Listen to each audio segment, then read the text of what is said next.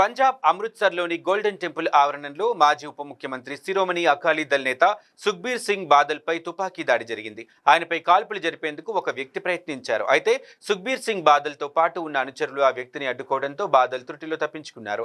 శ్రీ అకల్ తఖ్త్ సాహిబ్ ప్రకటించిన మతపరమైన శిక్షలో భాగంగా డిసెంబర్ 2 నుంచి సుఖ్బీర్ సింగ్ బాదల్ సహా శిరోమణి అకాలీదళ్ నాయకులు దేవాలయంలో సేవ చేస్తూ ఉండగా ఈ కాల్పుల ఘటన చోటు చేసుకుంది. కాల్పులు జరిపిన వ్యక్తి నారాయణ సింగ్ చౌదాగా పోలీసులు గుర్తించారు. అతన్ని అరెస్ట్ చేశారు. సుఖ్బీర్ పై దాడి చేసేందుకు అతను తన ప్యాంట్లోని పిస్టల్ను బయటకు తీయడానికి ప్రయత్నించినప్పుడు ఒక వ్యక్తి అతనిపై దాడి చేసి పట్టుకున్నాడు. ఈ దాడిలో సుఖ్బీర్ సింగ్ బాదల్ త్రుటిలో తప్పించుకున్నారు. కానీ ప్రస్తుతం గోల్డెన్ టెంపుల్ భద్రతపై ప్రశ్నలు తలెత్తుతున్నాయి. ఈ కాల్పులపై ఏడీసీపీ హర్పాల్ సింగ్ స్పందిస్తూ సుఖ్బీర్ సింగ్ బాదల్ సురక్షితంగా ఉన్నారని, ఆలయ పరిసరాల్లో ఇంకా పటిష్ట భద్రతా ఏర్పాట్లు చేస్తున్నట్లుగా తెలిపారు.